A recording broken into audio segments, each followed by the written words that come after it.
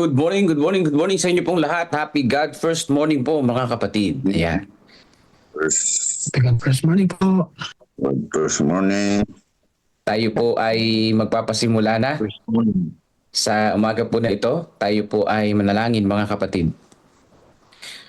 Mapagpalang Diyos na siyang aming tagapagligtas, sa umaga po na to ay lubos po ang aming pong kagalakan na kami po ay makagising ng maaga at kayo po ay patuloy naming sambahin. At sa umaga na to, kami po ay magbabasa ng inyong pong mga salita dito sa 1 Kings chapter 9. Gabayin niyo po nawa kami at maging malinaw sa aming puso at isipan ang mga aral nito o Diyos at aming mai-apply sa aming pong mga buhay. Salamat po sa pagdinig ng aming dalangin sa banal na pangalan ni Jesus. Amen. Yan, kamusta kayo mga kapatid? So sa mga oras na ito ay ating pong babasahin ang 1 Kings chapter 9. So ini-invite natin na magbasa ay si Sister Clara Espina. Nandiyan po siya ngayon. Good morning po, Sister Clara. Good morning po. Okay. First morning po sa ating lahat. Naririnig po ba? Po. Yes po. Po. Ayan. Ay po ngayon nasa 1 King chapter 9. At nangyari nang matapos ni Solomon ang pagtatayo ng bahay ng Panginoon at ng bahay ng hari at ang lahat ng nais ipatayo ni Solomon. Ang Panginoon ay nagpakita kay Solomon sa ikalawang pagkakataon gaya ng pagpapakita niya sa kanya sa Gibeon. At sinabi ng Panginoon sa kanya, "Narinig ko ang iyong dalangin at pagsusumamo na iyong sinabi sa harap ko. Ginawa kong banal ang bahay na ito na iyong itinayo at inilagay ko ang aking pangalan doon magpakailanman. Ang aking mga mata at ang aking puso ay doroong palagi. Tungkol sa iyo, kung ikaw ay lalakad sa harap ko gaya ng paglakad ni David na iyong ama sa katapatan ng puso at sa katuwiran at gagawa ka ng ayon sa lahat ng aking iniutos sa iyo, at tutuparin mo ang aking mga tuntunin at mga batas, ay akin ngang itatatag ang trono ng iyong kaharian sa Israel magpakailanman, ayon sa aking ipinangako kay David na iyong ama, na sinasabi, hindi mawawalan sa iyo ng papalit sa trono ng Israel. Ngunit kung kayo ay lumihis sa pagsunod sa akin, kayo o ang inyong mga anak, at hindi tuparin ang aking mga utos at mga tuntunin na aking inilagay sa harap ninyo, kundi kayo'y humayo at maglingkod sa ibang mga Diyos at sumamba sa kanila, ay aking ihihiwalay ang Israel sa lupain na aking ibinigay sa kanila. Ang bahay na ito na aking ginawang banal para sa aking pangalan ay aking aalisin sa aking paningin, at ang Israel ay magiging kawikaan at kukutyain sa gitna ng lahat ng tao. At bagaman ang bahay na ito ay mataas, ang bawat magdaan sa kanya ay magtataka at susutsot at kanilang sasabihin, bakit ginawa ng Panginoon ang ganito sa lupaing ito at sa bahay na ito? At siya'y sasagot, sapagkat kanilang pinabayaan ang Panginoon nilang Diyos na naglabas sa kanilang mga magulang sa lupain ng Ehipto at yumakap sa ibang mga Diyos at sinamba nila at pinaglingkuran nila, kaya't ipinaranas ng Panginoon sa kanila ang lahat ng kasamaang ito. Ang mga lungsod na ibinigay kay Hiram.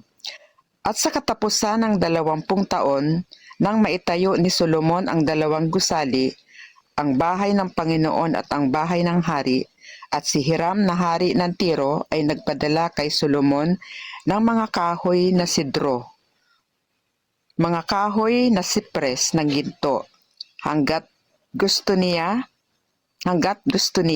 binigyan ni Haring Solomon si Hiram ng 20 lungsod sa lupain ng Galilea. Ngunit nang dumating si Hiram mula sa Tiro upang tingnan ang mga lungsod na ibinigay ni Solomon sa kanya, hindi niya naibigan ang mga ito. Kaya't kanyang sinabi, "Anong uring mga lungsod itong ibinigay mo sa akin, kapatid ko?" Kaya't tinawag ang mga iyon na lupain ng Kabul hanggang sa araw na ito. Nagpadala si Hiram ng 120 talentong ginto sa hari.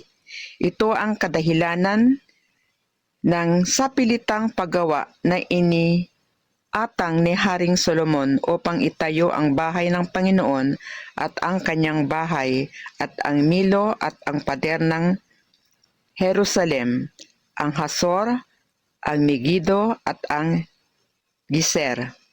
Si Paraon na hari ng Ehipto ay umahon at sinakop ang Giser at sinunog ng apoy at pinatay ang mga Kanineyo na nakatira sa lungsod at ibinigay iyon bilang dote sa kanyang anak na babae na asawa ni Solomon. Kaya't itinayong muli ni Solomon ang Giser, ang ibabang Berhoron, ang Baalat, ang Tamar, sa ilang sa lupain ng Juda. Ang lahat ng lungsod na imbakan na pag-aari ni Solomon, ang mga lungsod para sa kanyang mga karwahe, ang mga lungsod para sa kanyang mga ngabayo, ang anumang naisin ni Solomon na itayo sa Jerusalem, sa Lebanon at sa lahat ng lupaing sakop niya.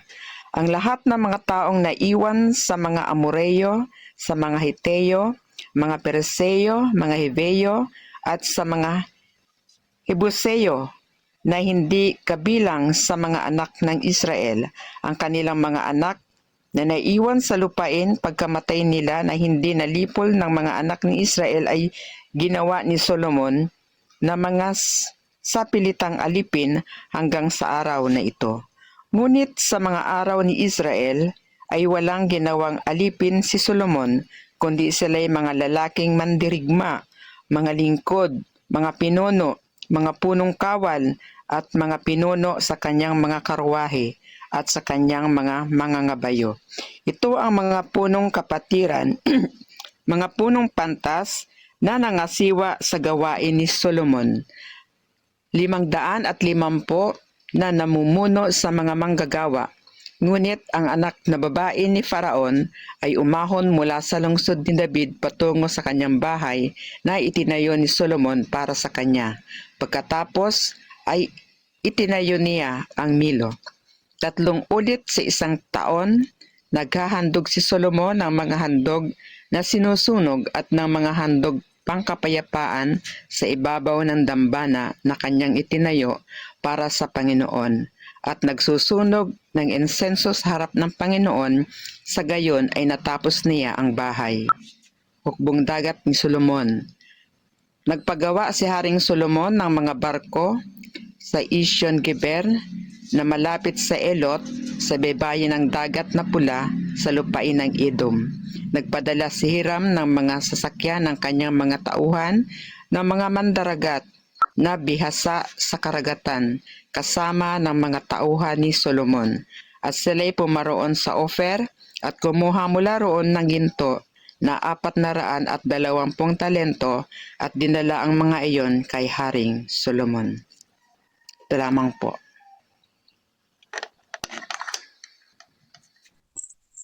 Amen. Yan. Amen. Purihin natin ang Panginoon sa mga salita na iyon. So, God appearance to Solomon. Yan, sa 1 Kings chapter 9. Salamat po, Mama Clara Espina. So ngayon po ay meron pong dalawang bibigay ng reflection ay si Pastor Noel Bernales at saka si Pastor Dominic Carpintero. So una natin pakinggan si Pastor Noel Bernales. Good morning po, Pastor Noel. Ano po ang inyong reflection ngayong pong umaga tungkol po doon sa binasa?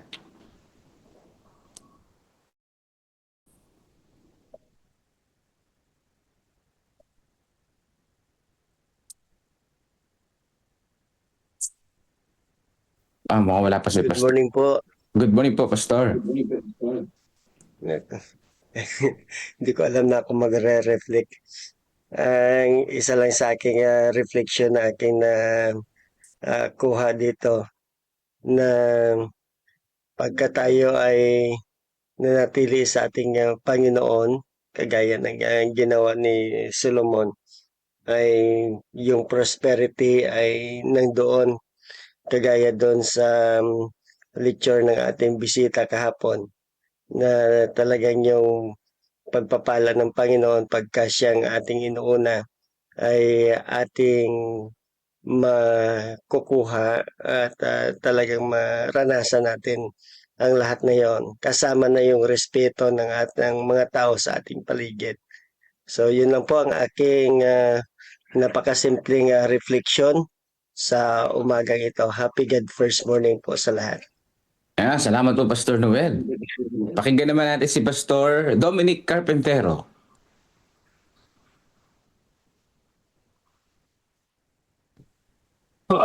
God first morning po. God bless morning. And sa akin naman po, Pastor, nakita ko po dito yung number 1, ang Diyos ay dumidinig sa panalangin. So yung kagustuhan ni Solomon ay unang-una pinakinggan siya ng Panginoon. So ito po ay pagpapakita na yung Panginoon, nakikita niya po yung desire ng puso natin. At maraming pagkakataon na pinapakinggan yun ng Panginoon. Kung alam niya na yun, yung desire natin ay para sa kabutihan ng gawain, para po sa kapurihan niya. Katulad noong paggawa ni Solomon doon sa templo. Pero ang ikalawa, nakita ko rin dito na may kaakibat yung pagdinig na ng Panginoon sa panalangin ni Solomon. May kaakibat yun na yung consecration, yung pagiging tapat noong hindi lang ni Solomon kundi noong buong bayan ng Israel. Ang nakita ko dito yung nangyayari ngayon sa Israel. Nangyayari yung sinabi ng Diyos dito sa magiging curse sa kanila kung hindi sila susunod, hindi sila magiging tapat doon sa kanilang pag-dedicate, pag-consecrate. Hindi lang yung templo yung kinonsecrate ng Panginoon, or hindi lang yung templo yung nais ng Diyos na ma-dedicate, kundi yung buong bayan ng Israel. At ang sabi ng Diyos, kung hindi kayo magiging tapat sa akin, kung susunod pa rin kayo sa mga Diyos-Diyosan, magiging kahiya-hiya lang yung templo na ito kahit gaano pa ito kaganda. So ano man pong bagay, yung mga desire po natin, yung mga kagustuhan po natin, gaano man po kaganda siya, gaano man siya kalaki yung pangarap na yun para sa gawain. Pero kung hindi siya kasang-ayon sa kagustuhan ng Panginoon, at kung sa kaduluduluhan ay tayo mismo ay hindi rin magiging tapat sa Kanya, yung mga bagay na yun, kahit gaano kaganda na ibinagkaloob natin sa Panginoon, na idinedicate natin sa Panginoon, magiging kahiya-hiya lang din. At yun, huling bahagi ay yung huling bahagi po na akin pong nakita dito ay yung pagiging tao din ni Solomon. Yun nga, madalas na nakikita natin siya na matalinong hari, nakikita natin siya na kumbaga pinakamagaling na hari.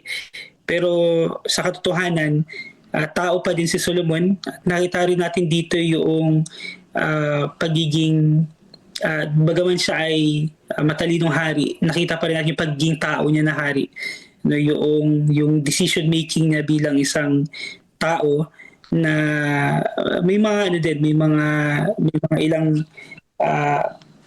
I think kahinaan sa bahagi po ni Solomon. So pero pinaka naging tumatak sa akin dito ay yung paalala ng Panginoon na kahit gaano kaganda yung templo na itinayo nyo para sa akin, yung plano ninyo, yung kagustuhan ninyo, kung kayo ay hindi magiging tapat, kung kayo ay hindi susunod sa aking mga palatuntunan, sa kaduluduluhan, itong pinakamagandang templo na ito ay magiging kahiya-hiya lang sa ibang tao. So yun, kahit gaano man po kaganda mga kapatid, yung ating po mga plano, mga panukala para po sa gawain o para sa Diyos, at kung ito po ay, kung tayo po ay hindi magiging tapat sa Kanya, magiging kahiya-hiya lang yung ating mga panukala para sa Panginoon. At yun yung isang pinakita po sa kwento po na ito. Ilang po, Pastor Dalvin. Maraming salamat, Pastor Dominic Carpintero. Yan, sa isa pong reflection. So nais ko po magbasa ng mga reflection dito po sa comment section. Sabi po ni Brother Sunny Talusan, yan, ng Pantok SDA Church, pagkatapos maitayo ang templo ng Panginoon at ang palasyo ni Solomon, nagpakita ang Diyos kay Solomon sa ikalawang pagkakataon. Yes po, pinagtibay ng Diyos ang kanyang pangako. Kung mananatiling tapat si Solomon, ngunit malinaw din ang babala. Kapag tumalikod ng Israel at sumamba sa ibang Diyos, nawawala ang pagpapala at ang templong ito ay magiging tanda ng kahihiyan. Dito ay ipinakikita na ang mga pagpapala ng Diyos ay may kaakibat na pananagutan. Yes po, mga kapatid, no? May kondisyon, ibig sabihin. Hindi sapat ang magandang simula. Kahit na tinupad ni Solomon ang proyekto ng templo ng Diyos, may kondisyon pa rin ang pagpapala. Kailangan pa rin ang tapat na pagsunod. Ang aral dito ay ang tagumpay sa simula ay hindi garantiya na tagumpay sa huli kung walang katapatan. Ang Diyos ay tapat sa kanyang pangako at mga babala.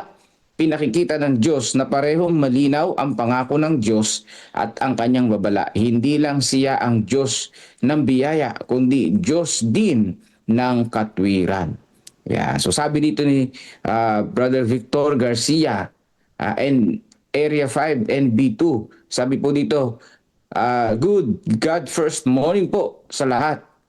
Kaya po napakalinaw na kapag tayo ay naging tapat sa Panginoon at ating patuloy na susundin ang mga utos ng Diyos at gagawin ng kanyang kalooban, ay iba yung pagpapala ang ibibigay sa atin ng Diyos. Subalit kung tayo ay magiging masuwayin sa Kanya, kung magkagayon ay sumpa ang ating tatamuhin mula sa Diyos. Amen. Sabi naman ni Brother Carlo ng Pantok, obedience sustains blessing. Faithfulness is daily choice. Happy God first morning po. So nakataas ang kamay ni Brother Rudy Vargas. So, ito ba si Pastor Rudy Vargas ng Area 4? Sige nga po. Meron po kayo reflection? Good first morning po, Pastor. Good first morning po sa lahat. God first morning po. Meron po akong apat na punto po na ibahagi po sa umagang ito. Ang ating makikita ho dito, kaya po na gaano ho ka makapangyarihan, no? O ano po na the power of prayer po na tinatawag. So, una po, the power of prayer, no? Sa 1 Kings chapter 9 verse 3, sabi po dito, no? At sinabi ng Panginoon sa kanya, narinig ko ang iyong dalangin at pagsusumamo na iyong sinabi sa harap ko. Ginawa kong banal ang bahay na ito na iyong itinayo at inilagay ko ang aking pangalan doon.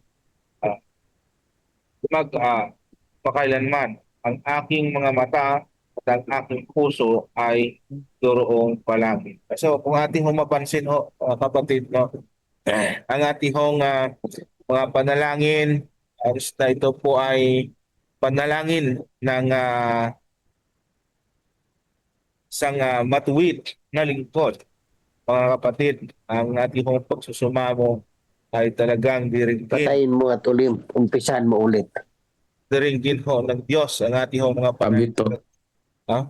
Kahit ano man ho ang ating hingin, ang ating mga Mahaba pa pagsuplamo, mga kapatid, ay narinig o diringgin ho ng ating Panginoon. O ito po ay panalangin po ng isang matuwid na panalangin ho, mga kapatid.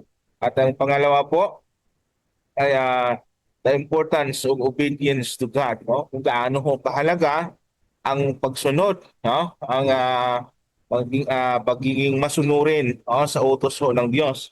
Ito po sa verse 4, sabi po, tungkol sa iyo kung ikaw ay lalakad sa harap ko gaya ng paglalakad ni David na iyong ama sa katapatan ng puso at sa katuwiran at gagawa ka ng ayon sa lahat ng aking inuutos sa iyo at tutuparin mo ang aking mga tuntunin at mga batas. Napakahalaga mga kapatid, napakaganda, no? Na kung saan kung gaano kaimportante ang pagiging tapat at pagiging masunurin ho sa Diyos, mga kapatid. Ano ho? Sa bawat desisyon, sa bawat plano natin sa buhay ay atihong susundin ang panukala at tuntunin ho ng Diyos o ang panukala ng Diyos ho sa atihong buhay. Yung mga desisyon ho natin, mga kapatid, ano po? Napakahalaga ho ang pagiging masunurin na pagiging tapat sa paglilingkod ho sa ating Panginoon. At ang pangatlo, sa verse 5, the significance of God's promises, sabi po dito, ay aking ngang itatatag ang trono ng iyong kaharian sa Israel magpakailanman ayon sa aking ipinangako kay David na iyong ama na sinasabi, hindi mawawalan sa iyo ng papalit sa trono ng Israel. No? Kung tayo ho, mga kapatid, ay talagang masunurin at tapat na naglilingkod ho sa ating Panginoon. Kung ano ho ang ipinangako ho ng Diyos ho sa atin, yan po ay mangyayari at yan po ay matutupad sa ating buhay. Kung ano po mga kahilingan natin na po pinangako ng Diyos sa bawat isa sa atin, yan po ay mangyayari at yan po ay matutupad. Kailangan lang ho ay maging masunurin tayo, maging tapat na lingkod sa ating Panginoon sa lahat ng panahon ng ating pong buhay. At ang pang-apat po, the consequence of disobedience. So kung ano naman po ang konsekwensya, ano naman po ang resulta ng yung hindi pagiging masunurin at hindi pagiging tapat. Sabi ho dito sa talatang 6, sa verse 6, sabi po dito, ngunit kung kayo ay lumihis sa pagsunod sa akin, kayo o ang inyong mga anak at hindi tuparin ang aking mga utos at mga tuntunin na aking nilagay sa harapan ninyo, kung kayo'y lumayo at maglingkod sa ibang mga Diyos at sumamba sa kanila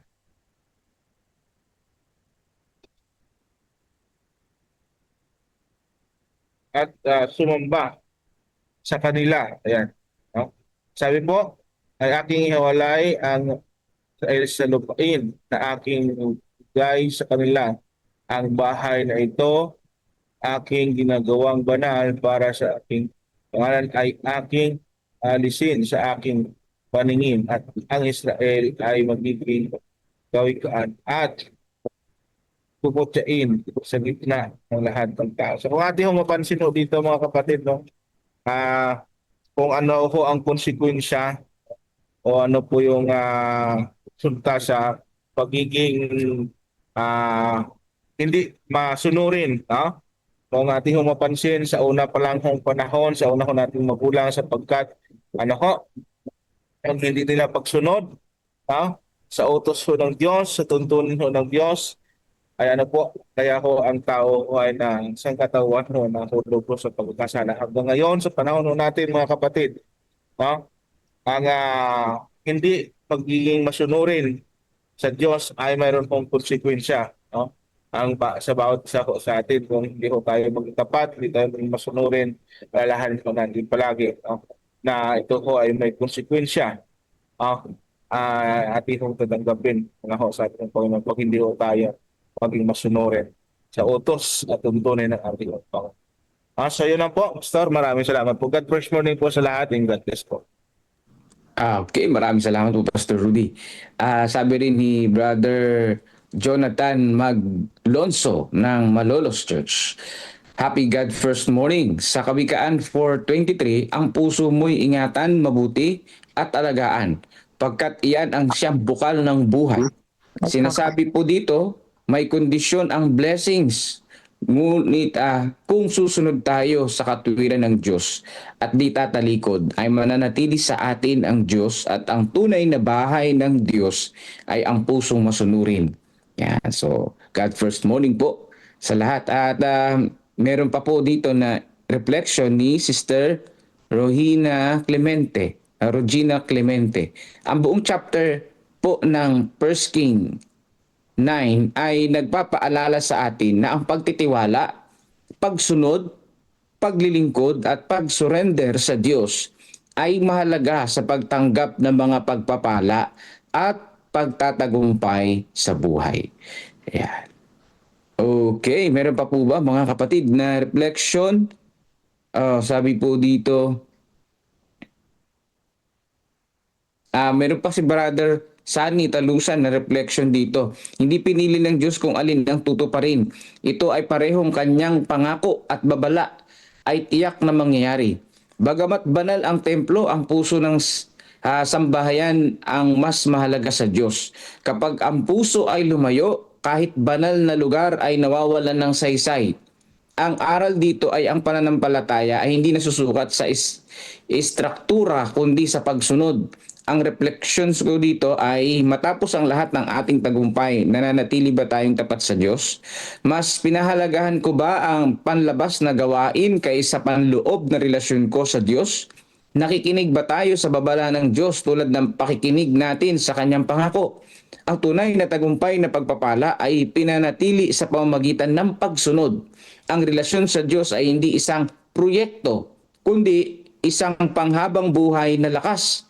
Ang katapatan ngayon ay magtatakda ng kinabukasan at ang kabanalan ng buhay ay higit pa sa anumang relihiyosong gawain. God first morning po sa lahat. Yeah, so meron din po uli. Teka. Isa pa pong reflection dito mga kapatid. Kay Sister Net Lazaro, reminder po sa lahat sa mga susunod na magsasalita, kindly open your cam. Ayan, open po natin yung ating cam pag magsasalita. Okay po.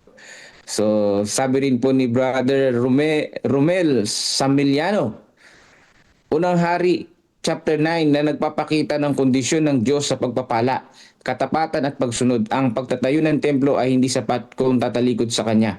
Ipinapaalala nito na ang tunay na relasyon sa Diyos ay nagsusukat sa pamumuhay ng tapat at hindi pagsamba sa ibang Diyos. Pahabol ni Sister Regina Clemente, faith, follow the will of God, acceptance, accept Jesus, introspection, pagsisiyasat sa sarili, trust in the Lord, humbleness, meaning of faith. Okay, meron pa po mga kapatid na reflection. So, ang oras natin ay 4:28 ng umaga.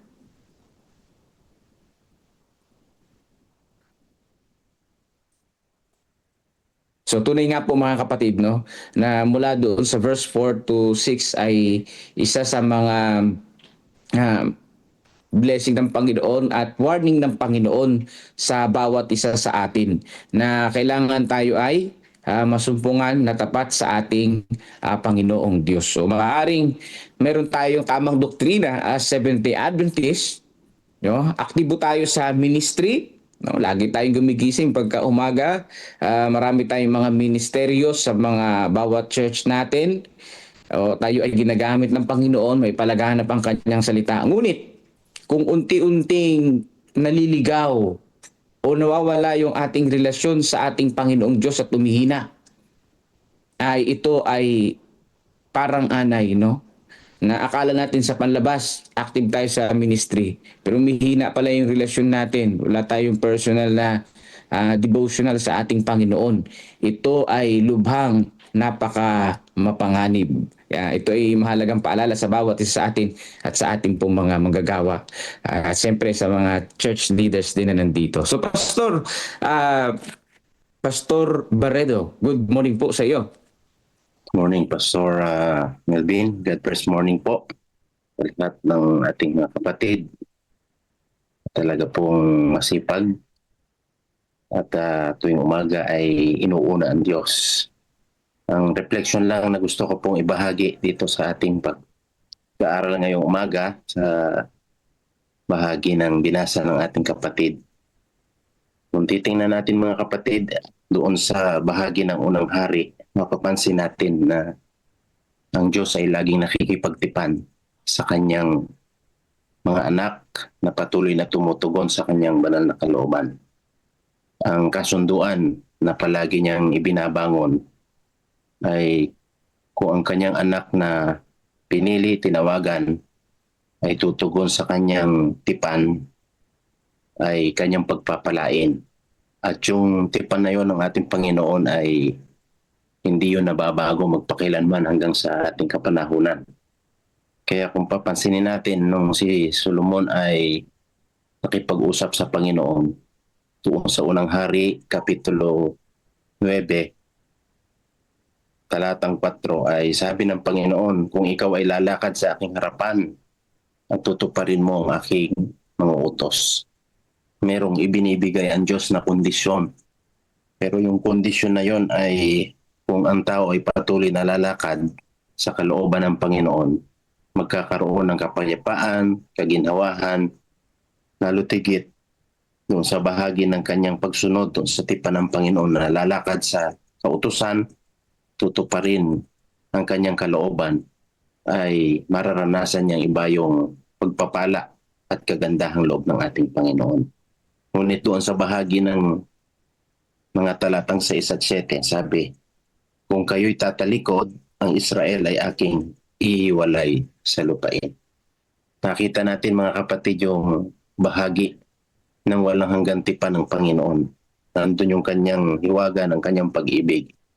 Kaya sa bahaging ito, mula doon sa panahon ng Israel, nakikita natin hanggang sa ating kapanahunan, ay nandun yung bahagi na hinihimok tayo ng Panginoon na laging lumakad sa kanyang banal na kalooban, sundin ang kanyang kautusan, at pagkatapos mararanasan natin ang pagpapala. Hindi man natin nakakausap literally ang Panginoon ngayon, subalit sa pamamagitan ng kanyang mga salita, yung tipan na yun mga kapatid hanggang sa ating kapanahunan ay palaging nandyan lang. Sa panahon na tayo'y laging lalapit sa Panginoon, uunahin natin ang Panginoon, bibigyan natin ng bahagi ang Panginoon sa ating mga buhay, ay tiyak yung pagpapalang yun, yung tipan ng Panginoon na yun sa ating buhay ay ating mararanasan. Subalit kapag ginawa yung pagtalikod, lumabag doon sa kanyang banal na kalooban at kautusan, ang paglilingkod ng tao ay magkakaroon ng kalungkutan mga kapatid. Kaya napakahalaga simula noon hanggang ngayon yung hiwaga ng kanyang tipan na kinakaakibatan ng kanyang pag-ibig ay dumadaloy sa lahat ng panahon. At yung pag-ibig ng Panginoon na yun ay umaalingaw ng mga kapatid sa lahat ng panahon ng ating buhay. Kaya maging sila man noon hanggang sa ating kapanahonan, mahalaga mga kapatid na tayo lalakad ng matuwid sa landasin at kalooban ng ating Panginoon. So yun lang po ang aking maibabahagi sa inyo ngayong umaga. Pagpalain po tayong lahat ng ating Panginoon. Pastor Nelvin. Salamat po, Pastor Barreto. Ayan. Meron pa po ba ang refleksyon, mga kapatid? Taas lang po kayo ng kamay, mga kapatid ko, kung meron. Sabi dito ni Brother Arthur Gakayan, ang katapatan ay may mabuting bunga. Hindi po. Ang paglabag ay may masamang bunga. Yan, God first. Morning po. Si Brother Romel Samiliano ay nagtataas ng kamay. Good morning po, Brother Romel. Ayan po. Akala ko hindi na po pwede. Wala na oras po eh. Marami pa. Hanggang hapon pa tayo dito. Ayan po, praise the Lord. Pwedeng ipakita mo yung kapugian mo, Sir Romel. Napakabuti po ng Panginoon sa ating ngayong umaga. Tunay po na napakabuti. Tulad niya po na nasabi ni Pastor John, talagang nakaka-bless po yung ating pong pinag-aralan ngayon. Mayroon din po akong babasahin dito na ating pong pwedeng i-apply sa ating buhay. Ang sabi po dito, ang tunay ay hindi nasusukat sa laki ng ari-arian, kundi sa katapatan ng Diyos. Ang hamon ay manatiling tapat sa pananampalataya, maging sa panahon ng kasaganaan. Alam mo mga kapatid, tayo po ay tinatawagan ng Panginoon na ang pagtatapat actually sa Panginoon, hindi lamang sa kasaganaan. Kaya ako natutuwa talaga na ang Panginoon lagi po na tumitingin actually sa ating puso. Lagi niyan tinitingnan yan mga kapatid. At alam mo yung katapatan, hindi po nasusukat yan sa kasaganaan, sa marami man tayong ari-arian, hindi po doon nasusukat. Kaya ang sabi ng Panginoon talaga ay lagi niya pong tinitingnan yung katapatan. Actually, yan ay hamon sa ating lahat. Actually, hindi lang yan sa isang tao na marami kang ari-arian, kundi lahat ng uri ng tao, yun po ay hamon sa atin kung titingnan natin mga kapatid. Kaya ang aral dyan mga kapatid, ang pagpapala ng Diyos ay laging may kaakibat na pananagutan. Nakita niyo mga kapatid, kaya sa ating pong lahat, lagi niya pong pinapaalala sa atin na kapag tayo po ay lilihis sa Diyos, lagi po tayong may pananagutan sa harapan ng Panginoon. Kaya mga kapatid, yan ay lagi nating tandaan po bilang mga lingkod ng Panginoon, bilang mga leader, lahat po sa ating iglesia, na kapag tayo po ay lilihis sa harapan ng Panginoon, kaya nga nabanggit ni Pastor John kanina, ang pagsamba sa ibang Diyos ay napakalaking, ano po yan mga kapatid, napakalaking pananagutan actually sa harapan ng Panginoon. Kaya hindi lang pala Diyos na literal na halimbawa magsamba ka doon sa mga ribulto, kundi sa lahat po ng ari-arian natin. Actually yun ang tinitingnan ng Panginoon, yung puso natin. Kasi po pag tayo ay lumihis, dahil po sa kayamanan natin, pananagutan din natin yan sa Panginoon. Kaya mga kapatid, sa atin nawang paglalakbay na ito ay lagi nating titingnan na ang Panginoon ang nangunguna sa lahat po nating mayroon tayo sa ating buhay. Kasi po tulad ni Solomon, nakita ko po talaga yung paggabay ng Panginoon sa kanya. At yun po ay lagi niya pong pinapauna ang kalooban ng Panginoon. Kaya sa pagtayo ng templo na yun mga kapatid, ako'y naniniwala na hindi po literal na templo ang tinutukoy doon, kundi yung ating puso, pagsamba sa Diyos, katapatan, at yung presensya mismo ng Diyos ang lagi po na dapat nating titingnan na nandoon palagi nagmamasid sa ating mga ginagawa. Kaya mga kapatid, maraming salamat po sa ating pong pinag-aralan na ito na lagi pong dinidiin. Ang sabi pa po dito, binibigyan din dito ang relasyon sa Diyos ay base sa katapatan ng puso. Sabi po mga kapatid, hindi sa sapat na panlabas na pagsamba o pagtatayo ng templo. Kailangan ang pagtupad sa mga utos niya sa araw-araw na pamumuhay. Kaya mga kapatid, Amen. Maraming salamat po sa ating pong binasa ngayong umaga. Tunay po na lumalagablab ang aking pong puso na ibahagi ito dahil talagang ito po ang gusto ng Panginoon na makita sa ating buhay. Ang sabi pa po, bago ko po, ang sabi sa unang hari, actually nakatuon talaga yung ating buong pag-aaral dito sa 6:9. Ang sabi dito, nagsisilbing pabala na ang pagsamba sa ibang Diyos ay pagkalimot sa Diyos ay nagdudulot ng pagkawala ng kanyang presensya at proteksyon. Nakita niyo mga kapatid, nawa wag nawang mangyari naman to sa atin. Na ito po ay ating talikuran ng ating Panginoon. Kasi siya ang lahat at siya rin ang nagbibigay ng lahat. Happy God first morning po. Thank you po, Brother Romel. At nais ko pong basahin sa inyo, bago tayo dumako sa ating pong closing prayer, sa 1 Corinthians chapter 3, verse 16, do you not know that you are the temple of God and that the Spirit of God dwells in you? If anyone defiles the temple of God, God will destroy him, for the temple of God is holy, which temple are you? So kung sila ay pinagtatayo ng templo, sa New Testament, ang sabi ng banal na kasulatan, tayo ang templo ng ating Panginoong Diyos. So ngayon po ay dadako na tayo sa ating prayer. Ayan, ni Ma'am Clara Espina. Ma'am, pwede niyo pong end ating Bible reading sa prayer? Tayo po ay manalangin.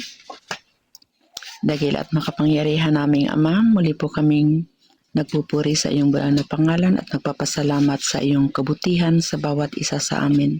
Tunay nga po, O Diyos, na napakabuti mo sapagkat patuloy niyo po kaming binibigyan ng mga paalaala na dapat namin kayong sundin. Tunay nga po na kayo ay patuloy na tapat sa bawat isa sa amin. Nawa ang inyong katapatan ay matumbasan din po namin ito ng katapatan, Panginoon. Turuan po ang aming mga puso na magpakumbaba. Turuan po na kami ay maging tapat sa inyo at masunod namin ang iyong mga kalooban sa tulong ng banal na Espiritu. Kaya kami po ay patuloy na lumalapit sa inyo, Panginoon, na ang pagkikisama nawa ng banal na Espiritu ang siyang sumaamin upang masunod namin ang inyong mga banal na kalooban. Salamat po, O Diyos, sa patuloy na pagtugon ng aming mga dalangin. Ang lahat po aming hinihiling sa tanging pangalan ng aming tagapagligtas na si Jesus. Amen. Amen. So, atin pong panoorin ang church history ng SDA. Brother Melvin?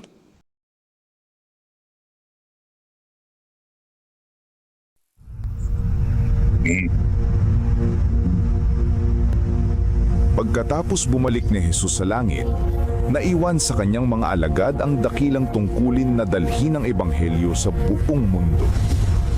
Puspos ng banal na espiritu, ang mga lalaki at babaeng ito ay buong tapang at kapangyarihan na ipinangaral ang mensaheng kanilang natanggap at abutin ang lahat ng sulok ng mundo.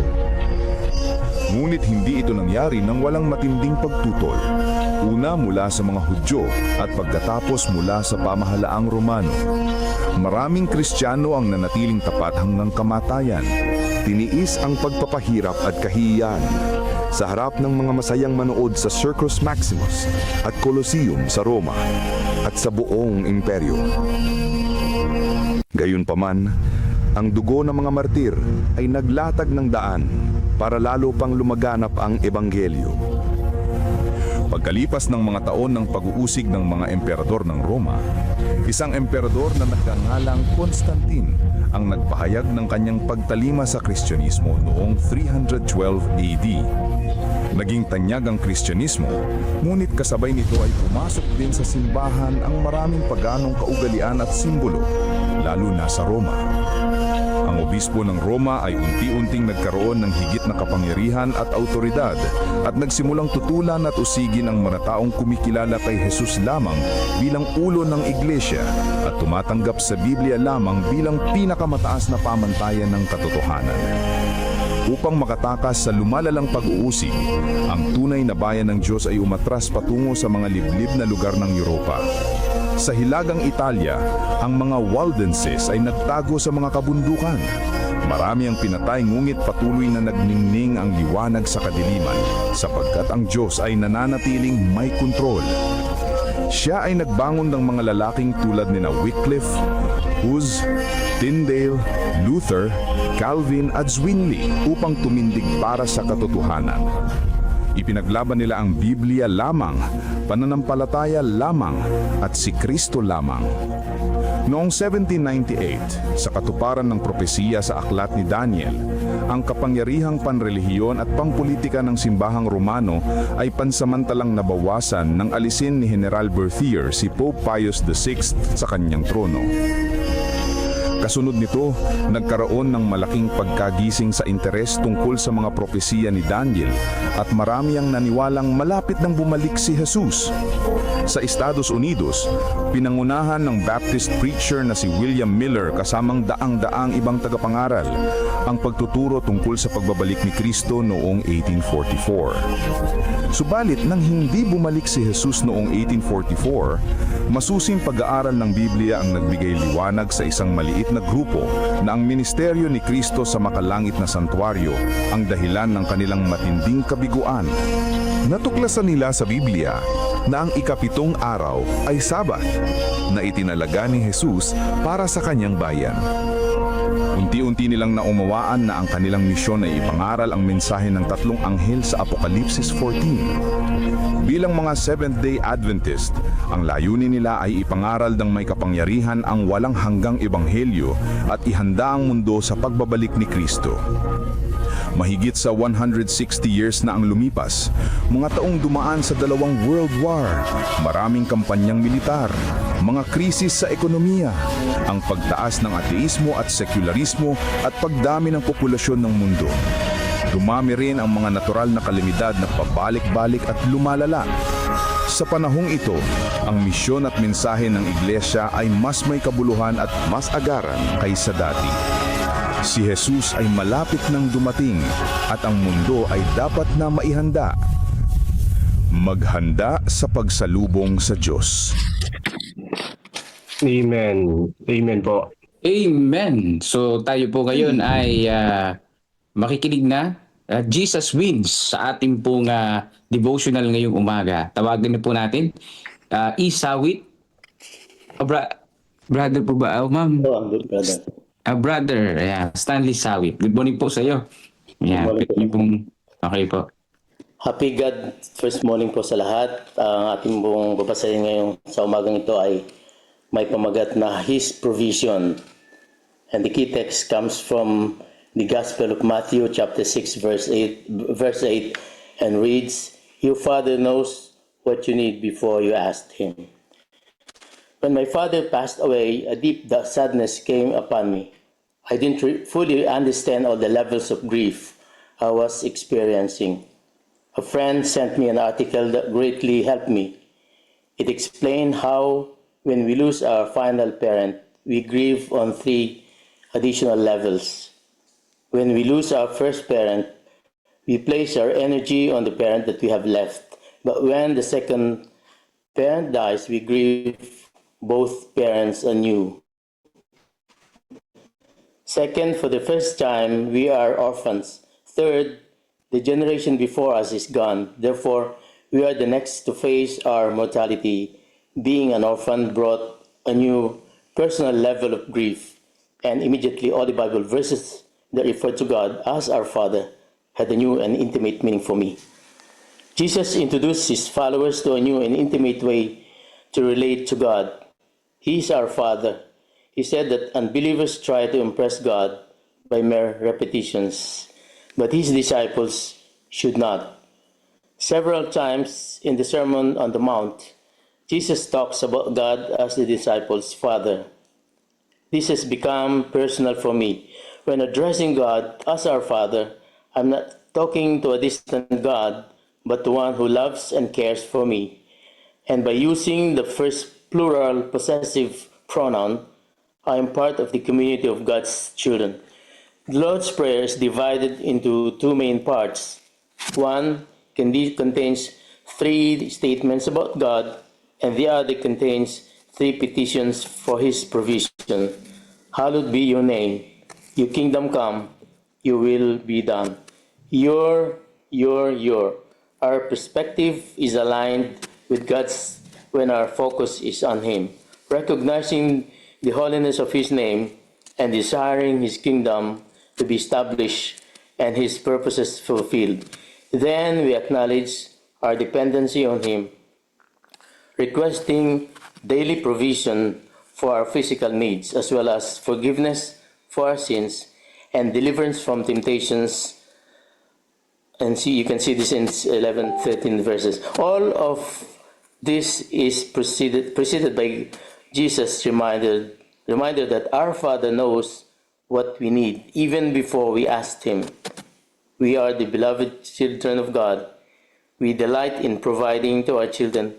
How much more our Heavenly Father delights in providing for us. Ang maiksi ko pong reflection dito ay, just like an earthly father provides for his children need, more our Heavenly Father, much more our Heavenly Father does.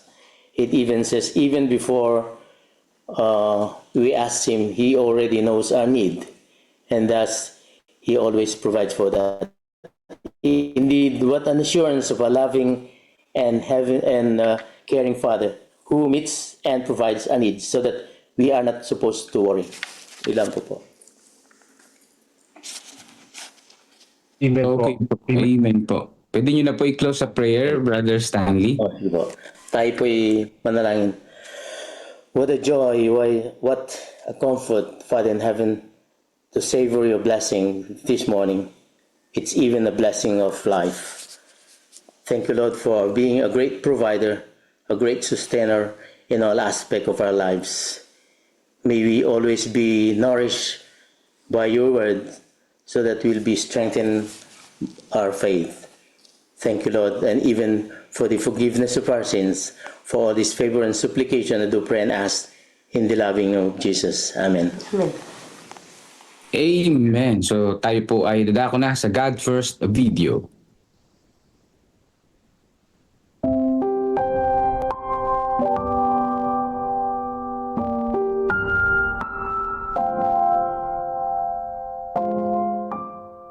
Mahalaga ang pananampalataya, April 5. Offertory Reading Devotional. At kung walang pananampalataya ay hindi maaring kalugdan ng Diyos. Sapagkat sino mang lumalapit sa Kanya ay dapat sumampalatayang may Diyos at Siya ang tagapagbigay gantimpala sa mga masigasig na humahanap sa Kanya. Hebreo Kapitulo 11 Versikulo 6. Isa sa mahalagang sangkap ng malusog na pakikipagrelasyon ay pananampalataya. Ang mag-asawa na walang pananampalataya sa isa't isa ay walang malusog na pakikipagrelasyon. Ang mag-asawang nagtatrabahong magkalayo sa isa't isa ay nangangailangan ng tiwala para manatili silang masaya. Kung paanong ang pananampalataya ay mahalaga sa pantaong pakikipagrelasyon ay gayon din ang ating pakikipagrelasyon sa Diyos. Kung walang pananampalataya ay hindi maaaring kalugod-lugod sa Kanya. Hebreo Kapitulo 11 Versikulo 6. Isang bahagi na humihiling ng pananampalataya sa ating pakikipagrelasyon sa Diyos ay pagbibigay. Sa pagtaas ng halaga ng pamumuhay taon-taon, kailangan natin ang pananampalataya upang maibigay natin sa Diyos ang para sa Kanya. Kung walang pananampalataya, ang tao na may maliit na kita ay hindi makakukuha buhat doon para ibigay sa Diyos. Datapwat kung may pananampalataya yaon ay posible. Pinanghahawakan ng pananampalataya ang Diyos sa Kanyang salita. Tinatanggap ng pananampalataya na tutuparin ng Diyos ang Kanyang pangako sa Malakias Kapitulo 3 Versikulo 10. Sinabi ng Diyos, dalhin ninyo ang ikasampung bahagi sa kamalig, upang magkaroon ng pagkain sa aking bahay, at subukin ninyo ako sa bagay na ito, sabi ng Panginoon ng mga hukbo. Kung hindi ko bubuksan para sa inyo ang mga durungawan sa langit at ibuhos para sa inyo ang pagpapala na walang sapat na silid na kalalagyan. Mga kapatid, sa tuwing tayo'y nagbibigay, dapat isagawa ang pananampalataya sa Diyos at sa Kanyang kakayahan upang ganapin ang pangako sa Malakias Kapitulo 3 Versikulo 10. Kapag hindi tayo nagbigay, hindi nalulugod ang Diyos sapagkat nagpapakita tayo ng kawalang pananampalataya sa Kanya. Panawagan. Habang tayo'y nakikilahok sa pag-iikapo at paghahandog, ilagay natin ang ating pananampalataya sa gawa sa pamamagitan ng matapat at malayang pagbibigay. Kung hindi kayo handa sa araw na ito, Inaanyayahan ko kayong sa susunod ay gamitin ang inyong pananampalataya sa pamamagitan ng pagbibigay ng ikapu at handog na batay sa bahagdan ng inyong tinatanggap na salapi. Sa pagbabalik natin ng ating mga ikapu at mga pangakong handog, ilagay natin sa huli ang ating mga hangarin, at unahin ang Diyos. Unahin ang Panginoon. Okay po. So ngayon po ay atin na pong mapapakinggan. God will refill the hand, ang ating pong tagapagsalita, ang ating pong Stewardship Director ng NLPUM, si Pastor Gaspar Rabang. Pastor, welcome po sa God First Morning dito po sa CLPM. Kamusta po kayo?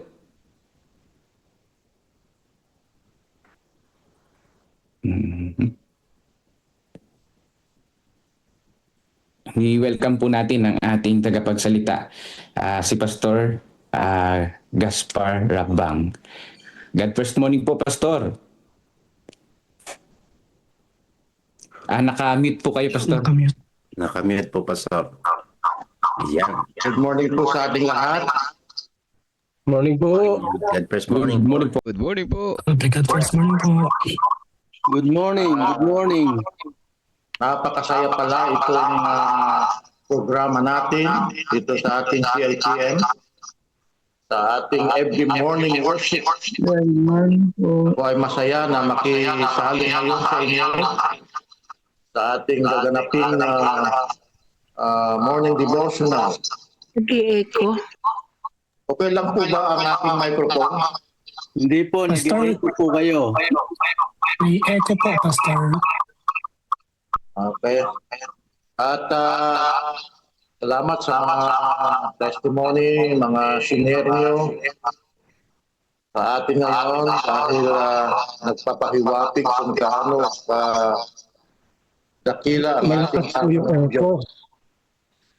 At ngayon ay dadako na tayo sa ating morning message.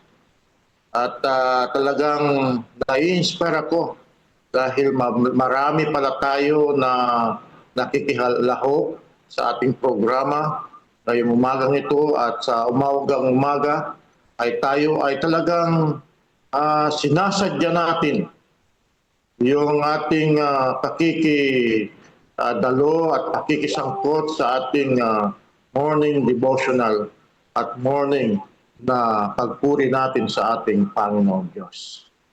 At pwede ko bang i-share ang aking PowerPoint presentation, Pastor? Yes Sige po, po. Pastor. Po. At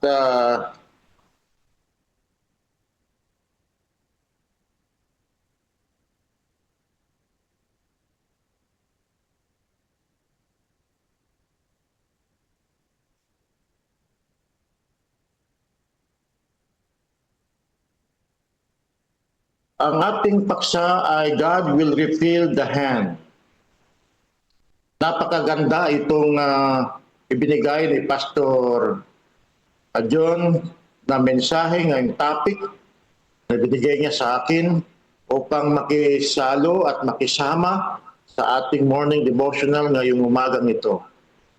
At bago tayo mag-umpisa ay gusto kong dalhin sa inyo ang panalangin para sa ating pag-uumpisa sa umagang ito, mga kapatid. Manalangin po tayo. Dakila naming Diyos, yung umagang ito, lumalapit po kami sa inyo na may pasasalamat. Mayroon pong pagpuri sa aming mga puso at mga isipan dahil kami ay bumangon mula sa aming higaan na kami ay healthy.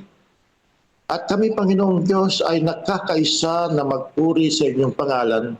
Nawa ang inyong mensahe sa amin ngayong umaga ay makabibigay na naman sa amin ng katagan, kalakasan sa aming pananampalataya sa umagang ito at sa araw na ito. Ito aming hinihiling sa pangalan namin, Panginoon Hesus. Amen. Kaya ang ating topic ko ngayong umagang ito ay God will refill the hand. Ang Panginoong Diyos ay kanyang binibigay, pinipilapan ang lahat ng ating pangangailangan sa ating mga kamay. Kaya ang ating memory text o unang salita ng ating Panginoong Diyos ay masusumpungan sa Lamentation chapter 3 verse 22 to 23. Sabi niya sa wikang Tagalog, sa mga kaawaan ng Panginoon ay hindi tayo nalipol sapagkat ang kanyang mga habag ay hindi nauubos. Ang mga yaoy bago tuwing umaga, dakila ang iyong pagtatapat. Sabi dito, ang Panginoong Diyos ay kanyang ibinibigay ang kanyang habag, hindi nauubusan, hindi nagkukulang, hindi yan ay naging walang kabuluhan. Sabi ng Panginoong Diyos, bago, fresh, natatanggapin natin ang kanyang habag, ang kanyang pagmamahal, tuwing umaga, dakila ang iyong pagtatapat. Kaya napakaganda pala na kapag umaga, matatanggap natin ang very fresh na kawalatian, very fresh na ipinagkakalob ng Diyos sa atin. Kaya ang Panginoong Diyos, sabi niya, ang kaawaan ng Diyos ay ating matatanggap na ngayong umagang ito. Amen? Kaya ngayon, mga kaibigan, mga kapatid, tuwing umaga pala, dadalhin tayo ng Panginoong Diyos ng isang dakilang bagay dahil every fresh, lahat ng bago pala ang Panginoong Diyos ibibigay niya tuwing umaga sa lahat ng nagtatapat sa Kanya. Meron akong 3 bagay na gusto kong dalhin sa inyo. Una, God replenish the hands that give freely. Ang Panginoong Diyos ay Kanyang i-replenish lahat libre sa ating lahat. Dahil sabi niya sa Proverbs 11, verse 11 to 24, 23 to 24, may nagsasabog at tumutubo pa at may humahawak naman ng higit kaysa karampatan. Ngunit nauuwi lamang sa pangangailangan. Ang kaluluwang mapagbigay ay tataba at siyang dumidilig ay madidilig din. Ito pala ang prinsipyo ng langit. The methods of God.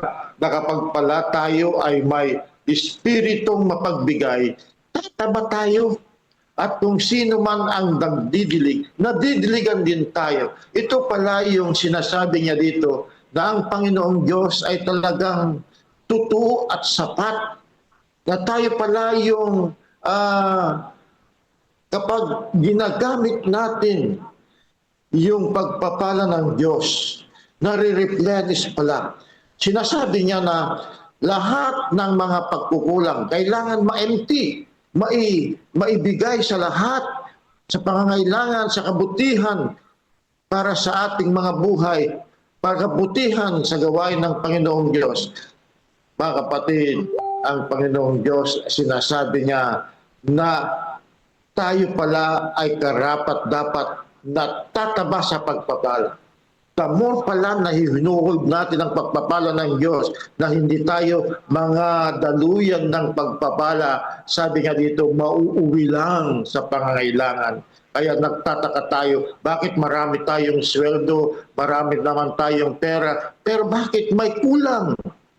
Dahil pala ito, kaibigan, kapatid, ito pala yung sinasabi ng Diyos na kapag ang Diyos ay ginagamit tayo, i-replenish lahat, ibabalik, susuklian lahat, at pupunuan ng Diyos lahat ng mga bagay na pagkukulang ng bawat isa. Dahil sinabi ng tekstong ito ay may mga quotations ni Ellen G. White. Sinasabi, who live to bless others will help himself be blessed. Kapag tayo pala ay ginagamit ng Panginoong Diyos sa pagpapala, pinagpapala din tayo ng Panginoon. God has made men his stewards, entrusted with men to be used in advancing his cause. Ginagamit tayo ng Panginoong Diyos na tapat, nakatiwala. Tayo pala yung trusted ng Panginoong Diyos kung bakit ang mga pagpapala ay na-replenish sa atin, napapalitan, napapabago na naman dahil tayo pala ang ginagamit ng Diyos sa kanyang gawain para advance ang kanyang gawain dito sa lupang ito. Kapag handa kang magbitaw, sabi ng isang taga, handa ang Diyos na magpuno muli. Amen? Kapag handa pala tayong mag-share sa mga pagpapala, handa rin ng Diyos na palitan. Ang ganda, kapag pala nare-replenish lahat, napapalitan, napapabago, walang stagnan sa buhay natin, doon pala ang Diyos ay hindi rin nagsasawang magbitaw, hindi rin nagsasawa na magpuno muli ang ating mga buhay. Pangalawa, God reveals faithfulness and a willing heart. Sa Luke, God reveals in response to faithfulness and a willing heart. Sabi po dito sa Luke chapter 16, ang mapagtapat sa kakaunti ay mapagtapat din naman sa marami, at di matuwid sa kakaunti ay di rin naman matuwid sa marami. Ang pagtatapat pala, ang karanasan pala ng replenish to refills na sinasabi dito, kapag pala yung kahit kunting buhos lang, sinasabi ng Panginoon Diyos, kapag ito gagamitin natin, unti-unti lumalaki, lumalalim ang pag-replenish hanggang totally na mapuno. Dito na natin mararanasan yung talagang kagandang loob ng Diyos sa bawat isa. Dahil sa unti-unti nararanasan natin ang pagtatapat hanggang palaki ng palaki, ito pala ay unti-unti na yung karakter natin na bilang kadaanan ng pagpapala. Ito ay unti-unti na mamapagtibay na magiging tapat tayo sa kakaunti dahil ang Panginoong Diyos susubukan tayo ng kaunti hanggang lumaki ng lumaki at tayo naman ay lumaki ang pagpapala habang tayo ay nabubuhay na matuwid sa kanyang harapan. Amen? Ito pala yung nais ng Panginoong Diyos, mga kaibigan, mga kapatid. Dahil ang Panginoong Diyos gusto niya na tayo ay mararanasan natin yung willingness sa ating mga puso at sa ating mga isipan. Sabi dito sa isang notation, ang katapatan ay nakikita sa maliit na bagay. Ang karakter ay pareho sa maliit at malaking pagsubok. Hindi po yan nagkakaiba. Kahit maliit o malaki, parehas lang yan, kaibigan kapatid, na pagsubok. Kaya dapat mula sa maliit, nasanay na tayo sa mga pagsubok, lalo tigit sa paghahawak natin ng mga kayamanan na pinagkakaloob ng Diyos sa bawat isa sa atin. Ang katapatan ang batayan ng pagpapala at tiwala ng Diyos. Dito makikita po natin kung bakit ang Diyos ay napaka-importante yung salitang tapat na ito yung ating paborito ng aming bossing na si Pastor Jerry Stabilio, ating presidente, na kapag sabi niya, balik ta rin mo naman ang salitang tapat, tapat pa rin dahil mula sa maliit hanggang lumaki, kung maranasan natin ang pagtatapat, ang Panginoong Diyos ay kanya tayong inawardan na tapat na katiwala. Sabi ni Charles Swindoll, God is not looking for extraordinary ability, but extraordinary availability. Napakaganda itong sinasabi ni Charles Swindoll na hinahanap ng ating Panginoong Diyos yung ability natin, yung panahon natin, yung extraordinary na panahon natin, yung bigay natin yung panahon natin sa ating Panginoong Diyos, mga kapatid. Kaya Sabi niya sa books ni Ellen G. White, God looks at the heart and He sees in the every act of honesty and faithfulness the true character of the soul. Kaya dito makikita natin sa sinasabi ni Ellen G. White na tinitignan ang ating Panginoong Diyos, yung laman ng puso natin, yung totoong pananampalataya natin, totoong karakter natin, kung paano tayo magtatapat para yung pag-replenish niya, yung bagay na ibabalik niya, pupunuin niya yung ating mga pangangailangan. Ang ating Panginoong Diyos, sinasabi niya na every act of honesty, maliit man, medyo malaki man o malaki man, yan kapatid, kinikita ng Panginoong Diyos. Tinitignan ng ating Panginoong Diyos our act of honesty. Makita ka man ng mga tao, hindi ka man makita ang mga tao, pero ang Panginoong Diyos ang napaka-importante na nakikita niya ang bawat gawa natin na mabuti, ang gawa natin na tapat at faithful sa Kanya. Dito pala nasusugod ang true character na gustong ipagkaloob ng Diyos sa bawat isa sa atin. Meron po tayong tinatawag na ABCD of stewardship or God's principle for sustainable living. Una, letter A, acknowledge your emptiness. Kung hindi natin na-acknowledge, tinatanggap na tayo ay wala tayong kakayanan dito sa lupa, kung wala ang Diyos, mahirap nating sabihin that the Lord will replenish our life. Pangalawa, we need to believe that God is the source of everything. God is given everything. He created everything. At letter C, we need to come daily to Christ. Amen? Kailangan tayong lumapit. Kailangan tayong dalhin ang buhay natin sa ating Panginoong Diyos. At ang letter D, depend on the Holy Spirit. We will depend to the power of the Holy Spirit na siyang magbibigay sa atin ng kalakasan, magre-remind, maggagay sa atin. We need to depend to the power of the Holy Spirit, the Trinity.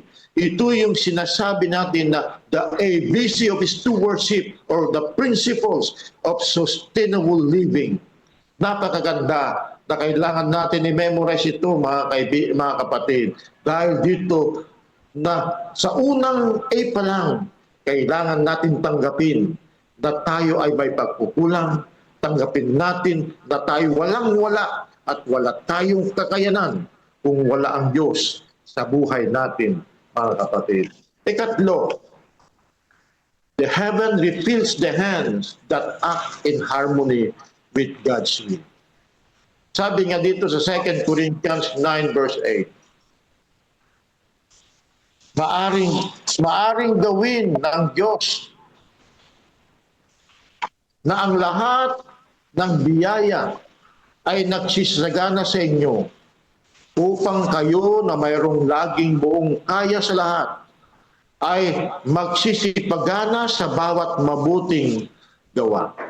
Kung papansinin niyo itong sinasabi ng Apostol Pablo na maaring gawin ng Diyos ang lahat ng biyaya, lahat ng mga imposibleng bagay, lahat ng bagay ay kayang gawin ng Panginoong Diyos. Ano ang rason? Para magsisagana ang buhay natin. Amen? Ibig sabihin, nagtatrabaho ang Diyos. Ibig sabihin, ang Diyos ay gumagawa sa bawat buhay natin dahil gusto niya na tayo ay sasagana. Ayaw ng Diyos ng buhay natin na status quo dahil hindi ito sang-ayon sa kanyang sinasabi sa Matthew 25 concerning the parable of the talents. Kaya nais ng Diyos, gumagawa, nagtatrabaho ang Diyos upang tayo lahat ay sumagana ang ating buhay. Amen? Sabi dito, upang kayo na mayroong laging buong kaya sa lahat ay magsipagana sa bawat mabuting gawa. Ano ang rason? Para hindi po tayo huminto sa maggawa ng mabuti sa harapan ng Panginoong Diyos at sa harapan sa lahat, mga kaibigan at mga kapatid. Dito ang sinasabi ng banal na kasulatan, na tayo ay dapat na ma-acknowledge natin na ang Diyos ay gumagawa, nagtatrabaho sa buhay natin upang sa bawat umpisa ng pagninegosyo natin, bawat umpisa ng gusto natin makamit sa buhay, tandaan po natin na ang Diyos ay kasama natin. Amen? Kaya napakaganda dahil sa unang teksto pa lang natin, mga kaibigan, mga kapatid, sinasabi niya na ang bagong sa bawat araw, tatanggapin natin ang bago na kaloob ng ating Panginoong Diyos. Sabi sa kataga, God fills us so we can pour His goodness into the life of others. Kaya nagtatrabaho sa atin ng Panginoong Diyos, pinapasagana niya ang buhay natin para sa ganun ay may share natin ang kabutiang loob sa mga iba. Ito pala yung uri na pagliliwanag natin sa mga iba. Ito pala yung uri na kahit hindi tayo nagsasalita, pero tayo ay nakikita nila na tayo ay gumagawa, tumutulong, nag-share ng generosity sa iba. Dito pala ay living testimony, the great light na pwede nating ibahagi dahil ito yung bunga ng pagmamahal natin sa Diyos. Kaya sa Counsel and Stewardship, page 72 and 122, sabi niya, the Lord has made us His stewards.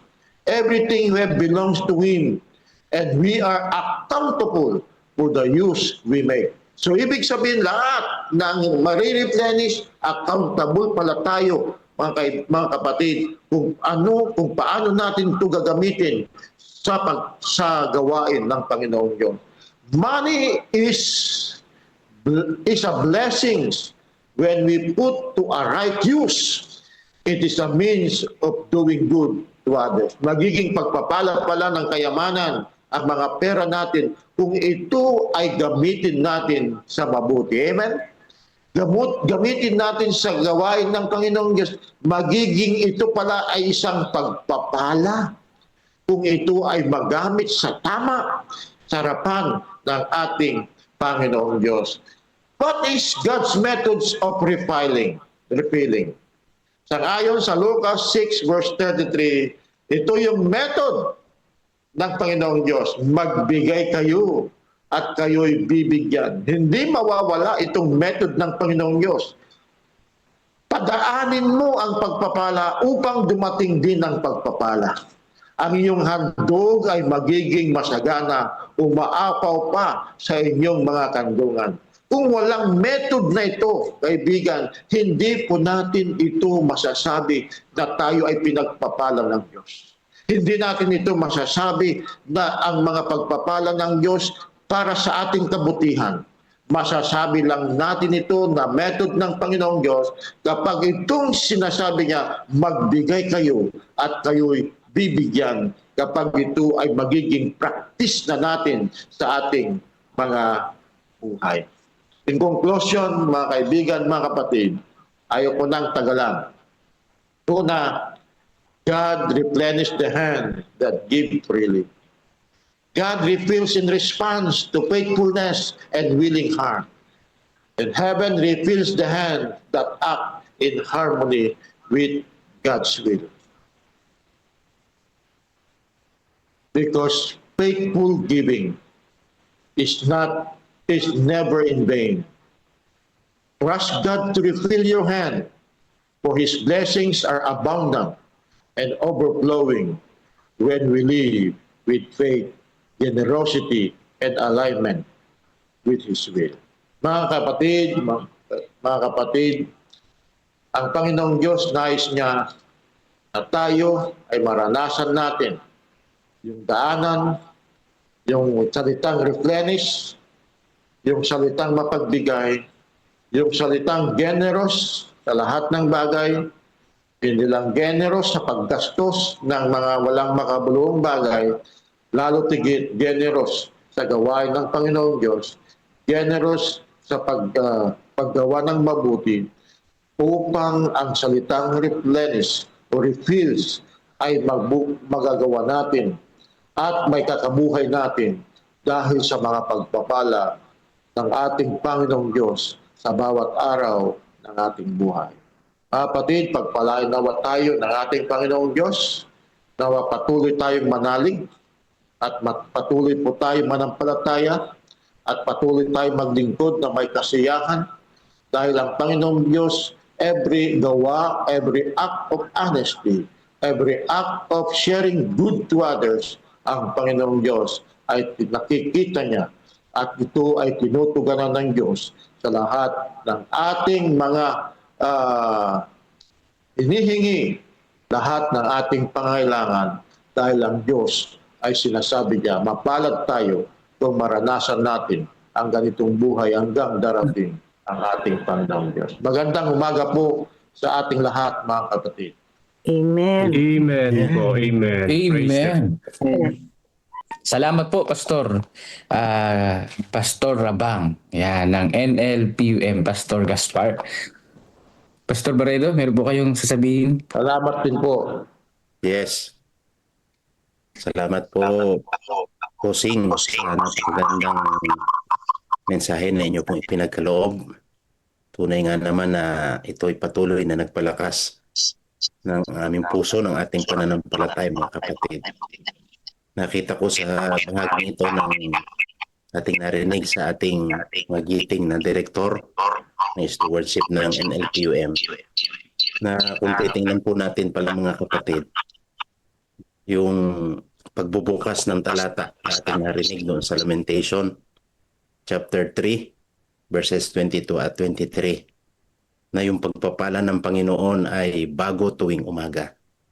Napakasarap sariwain yung mga pangako ng Panginoon sa ating mga buhay. Yung kanyang pagpapala ay kanyang ibubuhos na masagana sa ating mga buhay. Na sabi dito, kung ang ating puso ay patuloy na laging magiging dakila at laging masusumpungan ng Panginoon yung ating katapatan. So ibig sabihin, ang pagpapala ng Panginoon ay nakadepende, mga kapatid, sa laman ng ating puso. Kapag ang ating mga puso ay patuloy na kinilos ng Panginoon sangayon sa kanyang kagandahang loob, ay patuloy nating mararanasan ang kanyang masaganang pagpapala. Kaya maganda po yung bahagi na ating narinig Yung nagbibigay ng mataba ay tatanggap na may katabaan. Pero kapag yung puso natin ay nagbibigay ng kapayatan, mga kapatid, ay biblikal naman yon, tatanggapin talaga natin ng payat. Kaya dito sa bahagi ng ating pag-aaral, mga kapatid, kung yayakapin natin palagi yung pangako ng Panginoon, sabi ay bago tuwing umaga. Yung mga pagpapala na sagana ng Panginoon ay ibubuhos niya sa atin. Tuwing umaga sa lahat ng panahon ng ating buhay. Yun ay didepende lamang kung ang ating mga puso ay patuloy na masusumpungan tapat ng ating Panginoon, mga kapatid. So sa bahaging ito, salamat po, Pastor Gaspar, sa inyo pong magandang mensahe. Excuse me po. Tunay na ito'y patuloy na nagbibigay ng inspirasyon sa ating paglilingkod at patuloy na pagtatalaga sa ating pong Panginoon. At harinawa, mga kapatid, ay patuloy nating pagyamanin ang mga pangako ng ating Panginoon sa ating buhay, tugon sa katapatan ng ating pong puso. Kaya, Pastor, salamat po sa inyo pong leadership. Patuloy po kayong pagpalain ng ating pong Panginoon. Okay. Ay pong salamat po, Pastor June Barredo. Ngayon po ay tayo ay dadako na sa silent prayer. Hihingan natin si Brother Melvin para po sa thanksgiving and supplication. Tayo dadako na po sa silent prayer.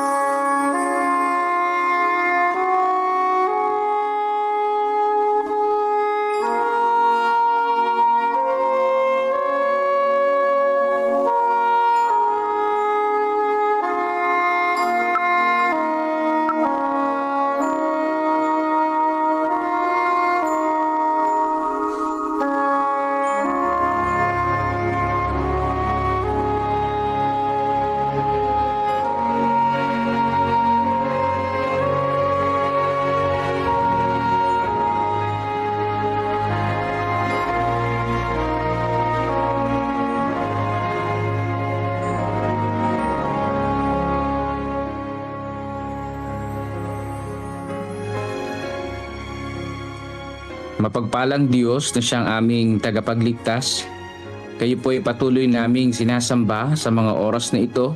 Hindi po kayo nagkulang sa amin at kayo po ay nakakakita sa aming mga katapatan. Bagamat kung minsan ay kami ay nahihiwalay sa inyong kalooban. Panginoon, kayo po ay Diyos, Hari ng mga hari, na siyang karapat-dapat na sambahin. Ang inyo po mga lingkod ay mga makasalanan at hindi po karapat-dapat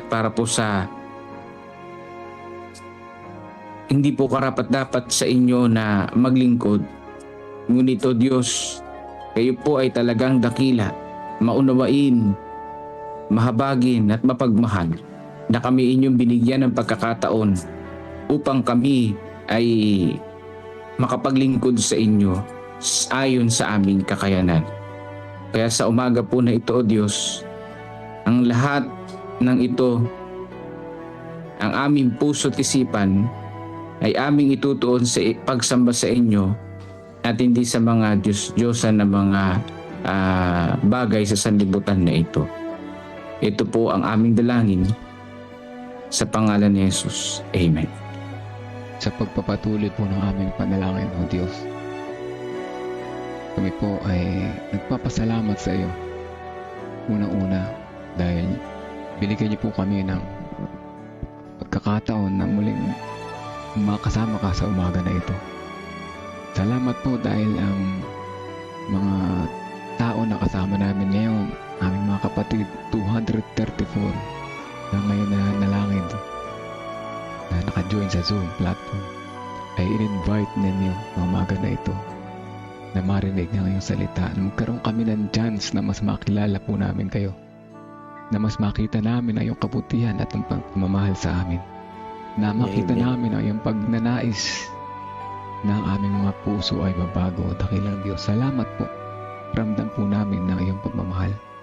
Sa kabila ng aming mga pasasalamat, O Diyos, mayroon po kaming mga kahilingan. Nais namin isama sa panalangin ang aming mga nanguna sa umaga na itong programa ng God First Morning. Una, ang sambahayan ni Pastor Nelvin Alabanza, ang kanyang paglilingkod, ang kanyang kalusugan, ang kanyang asawa, O dakilang Diyos. Kasama na rin ang kanyang mga personal na kahilingan ay patuloy niyo pong i-provide para sa kanila.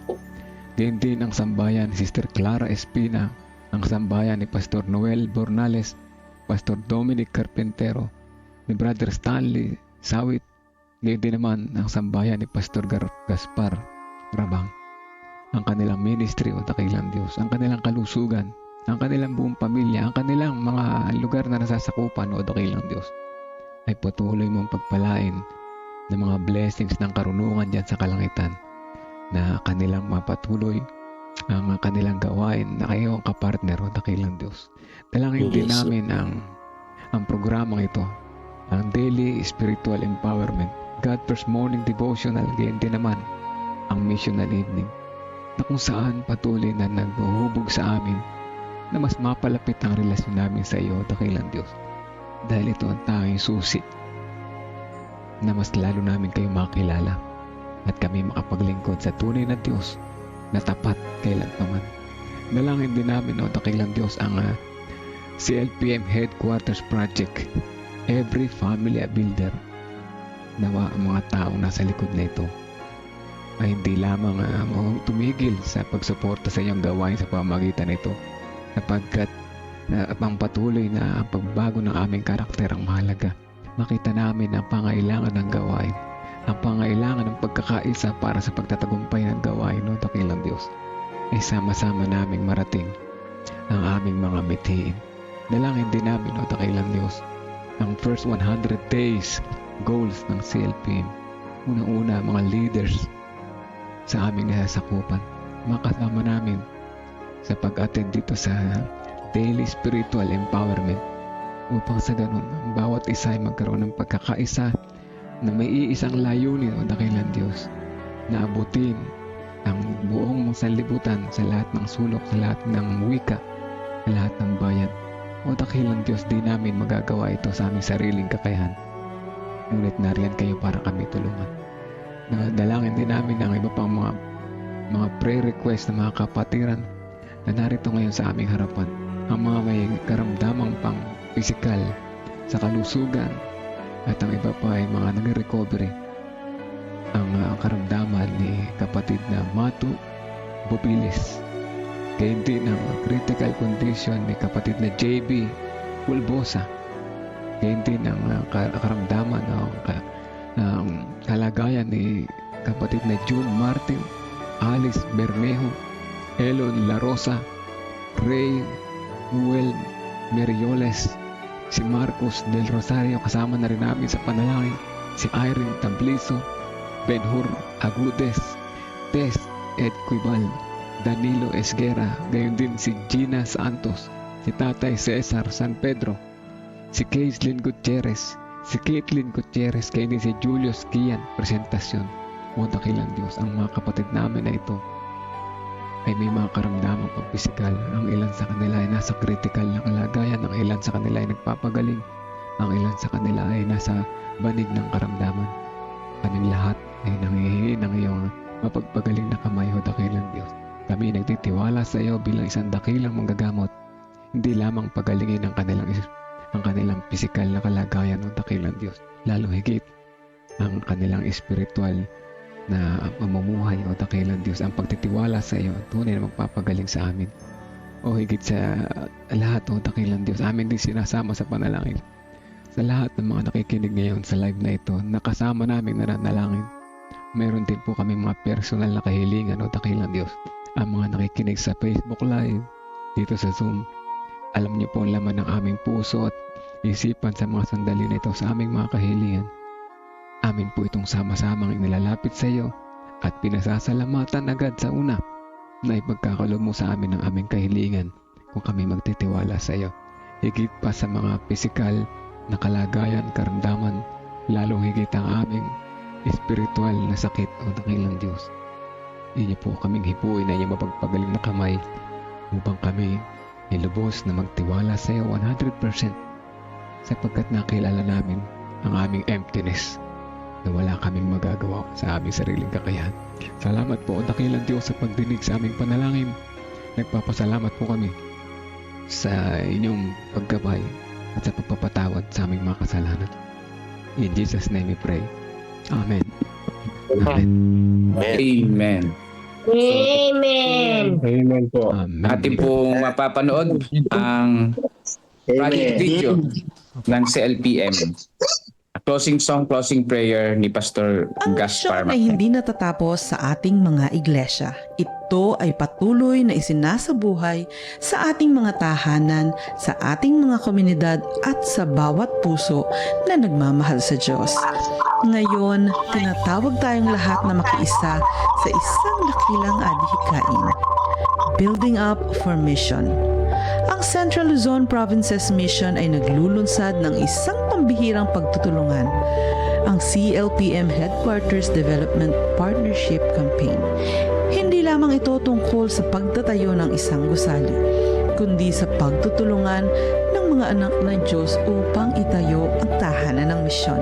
Isang lugar kung saan uusbong ang mga programa, manggagawa at paglilingkod para sa kaharian ng Diyos.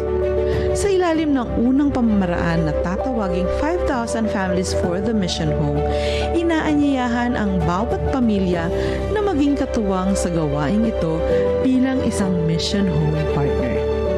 Layunin nating magkaisa bilang isang malaking pamilya sa pananampalataya.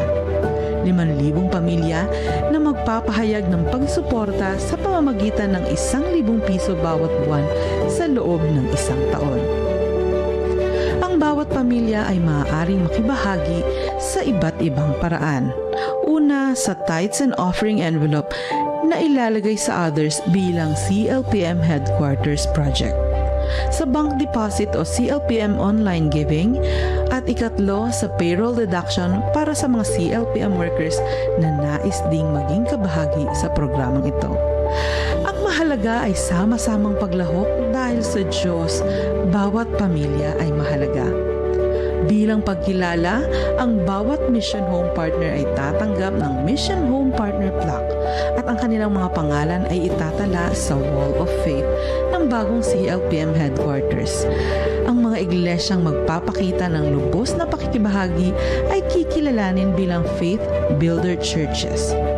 Sa bawat quarter tayo ay magtitipon sa pasasalamat upang ipagdiwang ang mga kwento ng pananampalataya sa mga panalangin ng pag-asa at ang kabutihang ginawa ng Diyos sa ating kalagitnaan. Ito ay higit pa sa proyekto. Ito ay pagkakaisa. Higit pa sa kontribusyon, ito ay partnership sa misyon ng Diyos. Building up for mission, every family a builder. Amen. Amen.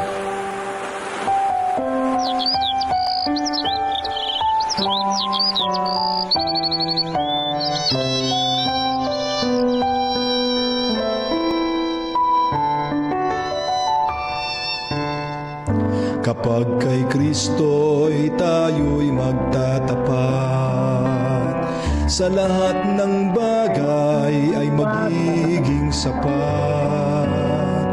Sa bawat oras namang patnubay, tiyak na kakamtin walang hanggang buhay.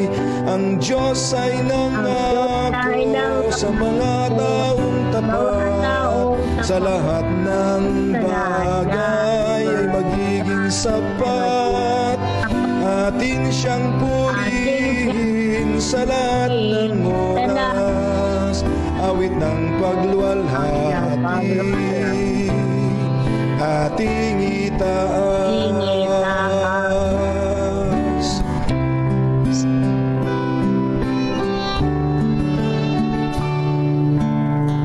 Si Kristo ang ating gawing Panginoon, puso't isip sa Kanya ituon. Di kaput, handog, talento at dulong, misyon sa gawain ng ito'y sumulong. Ang Diyos ay nangako sa mga taong tapat, sa lahat ng bagay ay magiging sapat. Atin siyang purihin sa lahat ng oras, awit ng pagluwalhati ating itaas. Pagagaanin ating mga pasan, sa mga suliranin Kanyang tutulungan. Magtiwala tayo't Siya ang tawagan, tunay na ligaya ay makakamtan. Ang Diyos ay nangako sa mga taong tapat, sa lahat ng bagay ay magiging sapat. Atin siyang purihin sa lahat ng oras, awit ng pagluwalhati ating itaas. Mapurit luwalhati sa Kanya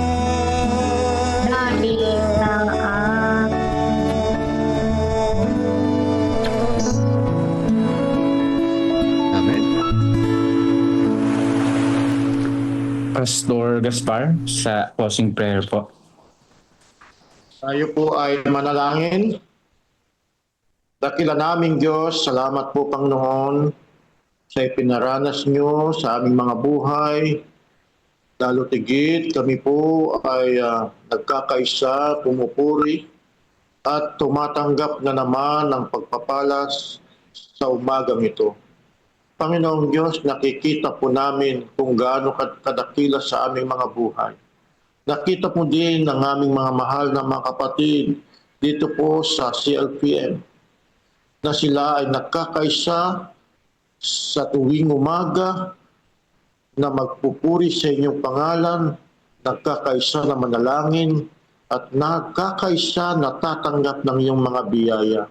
Ipagkaloob ginawa Panginoong Diyos ang pagpapala sa kanila na sinabi niyo po sa libro ng Lamentation na amin pong tatanggapin ang bago sa bawat umaga at nawa patuloy mo pong palakasin ang aming espiritual na pamumuhay, pagpalain sa lahat ng mga aming lahat ng pinanggagalingan po ng mga bagay na pangangailangan namin sa bawat araw at sa bawat pamilya ng mga uma-attend at nakikijoin iyong pagpalain, ganun din sa lahat ng bumubuo ng CLPM mission ay patuloy mo pong paunlarin ang kanilang buhay, ganun din po ang mahal naming Presidente, Pangulo ng CLPM, Pastor Gary, patuloy mo siyang gamitin at bigyan pa ng sapat na karunungan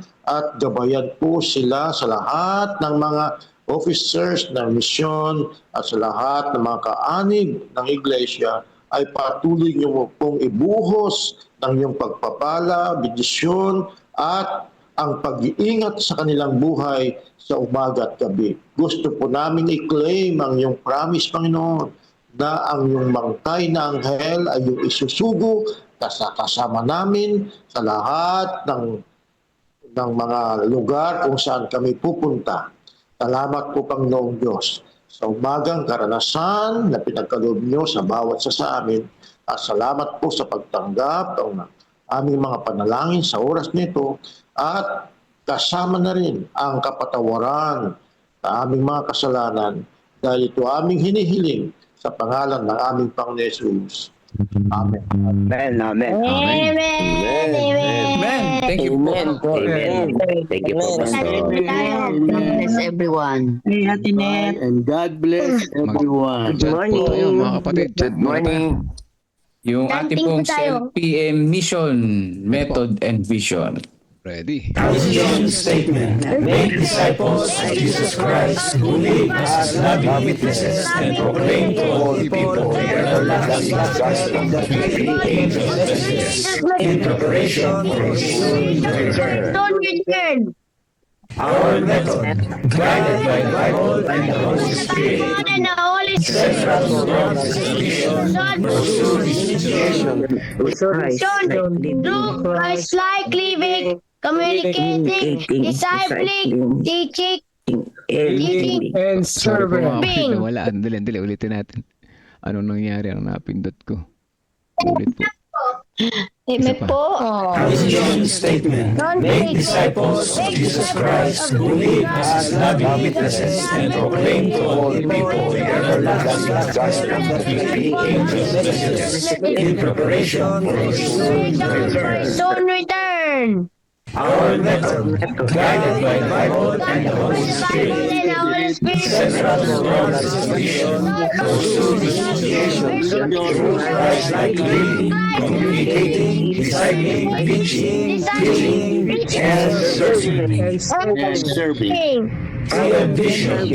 Every church, a missional church. A missional church. I am missional. I think, I talk, I act, I plan, I live to move forward in God's mission. CLPM, we will go. Put God first and you will never be last. Salamat po mga kapatid. So virtual fellowship sa inyo po lahat. God bless po. Ingat po sa paglalakway. First morning.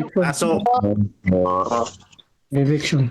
Sa katapos-tapusan mga kapatid, mga pagkasakdal kayo, mga aliw kayo, mga kaisa kayo ng pag-isip, mga buhay kayo sa mga kabanalan.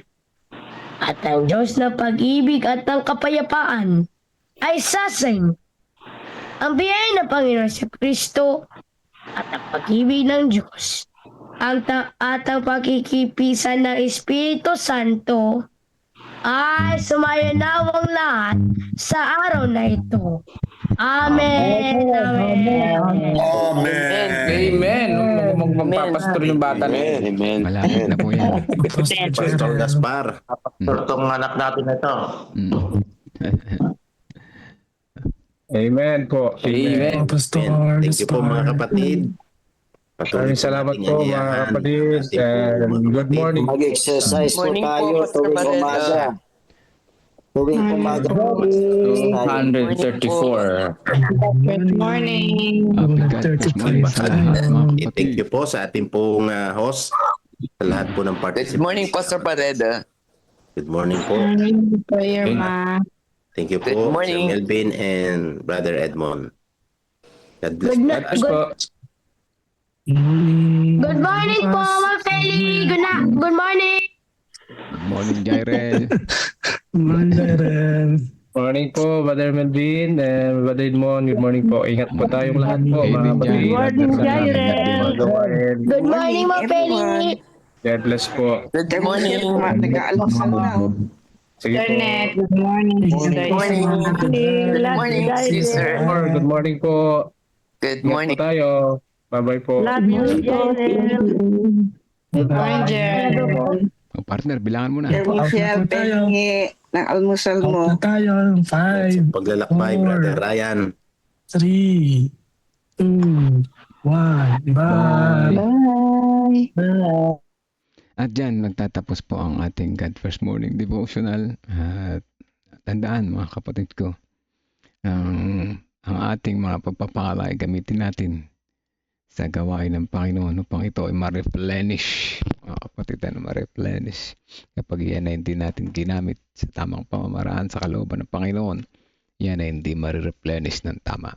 Pagpalain po tayong lahat sa umaga na ito.